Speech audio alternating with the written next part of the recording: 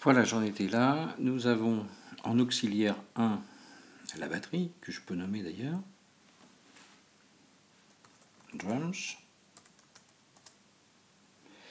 Et on va appliquer à cette batterie une compression en envoyant cette batterie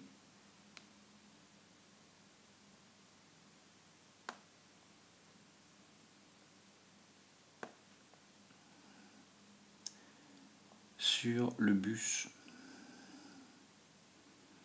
11 que vous voyez ici. Ici, je vais mettre comp, drums,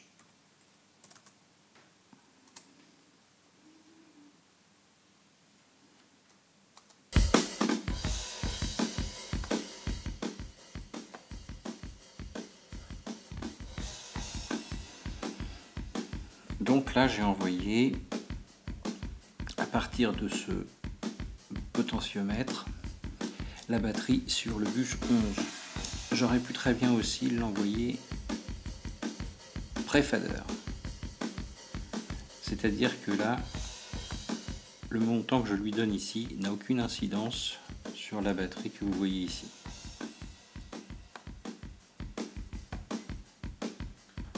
On va se mettre à 0, mais pour le reste du document, on ne sera sûrement pas à ces puissances-là. Donc ici, je vais chercher un compresseur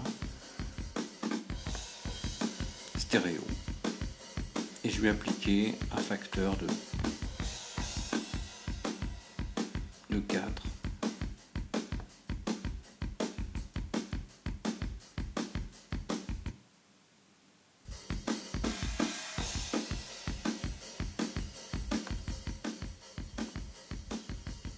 Alors vous voyez que j'ai tendance à clipper un peu ici.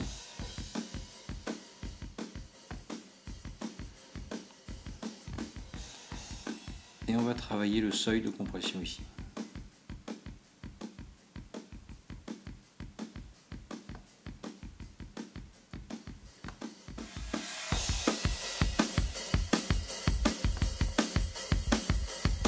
Et le jeu maintenant va consister à écouter notre batterie normale.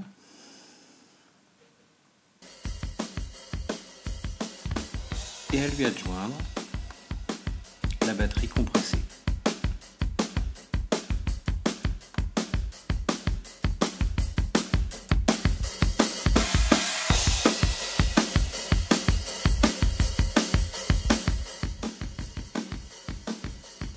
Là on commence à clipper, donc effectivement on sera plus dans ces niveaux-là.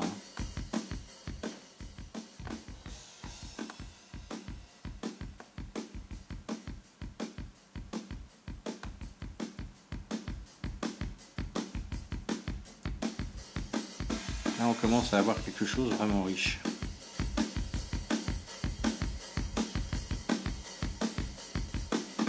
Même presque trop riche.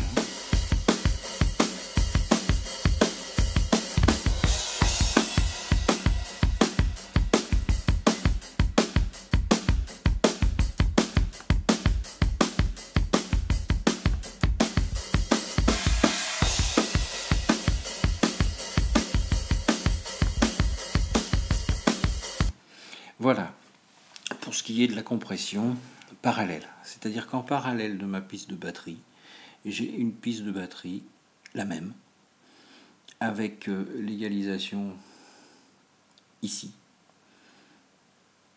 que je réinjecte dans le bus 11, avec une sortie vers l'output 1 à output 2, et que je dose en fonction de l'effet que je souhaite avoir. Donc c'est pas suffisant, là maintenant il va falloir que j'amène une reverb. Alors on va se mettre à 0 dB ici, on envoie, et ici on va aller chercher une reverb un peu spéciale batterie de Logic Pro, hein, c'est la Space Designer, et puis on va aller regarder dans les Small Space.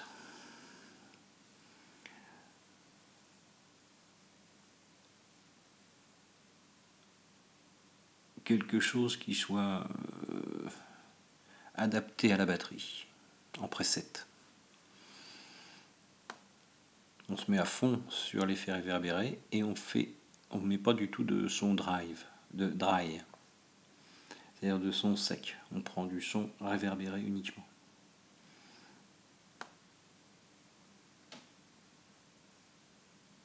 On va sortir de là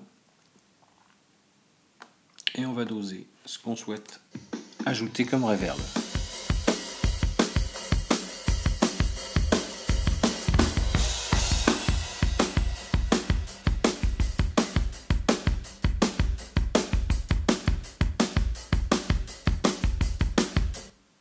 Là, j'ai rien effectivement.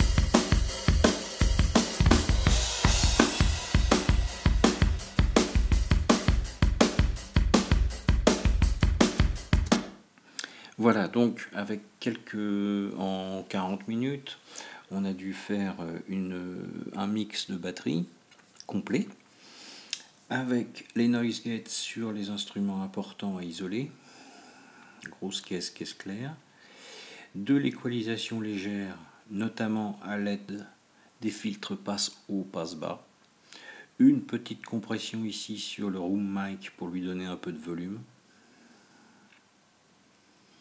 On aurait pu également lui mettre salir un peu ce son avec un outil qui s'appelle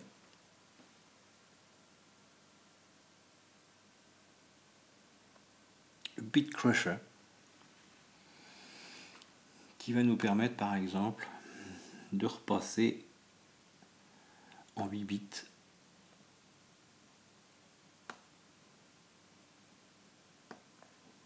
on va écouter ce que ça donne.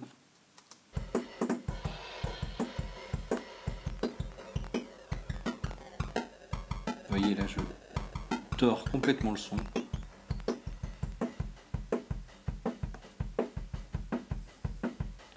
On peut descendre la résolution.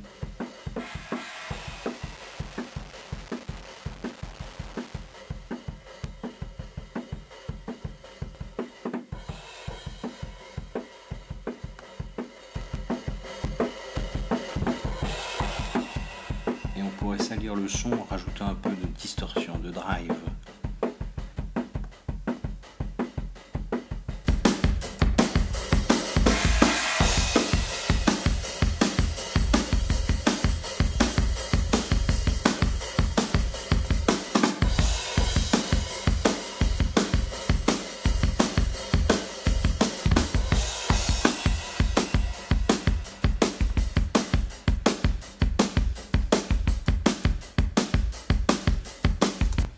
Donc ça c'est le procédé que j'utilise à chaque fois que je fais une batterie, c'est-à-dire que cette composition, maintenant je peux très bien enlever ça, je vais l'envoyer sur un Bounce en stéréo, résolution 24 bits, 44 kg 100 de fréquence d'échantillonnage, type de fichier entrelacé.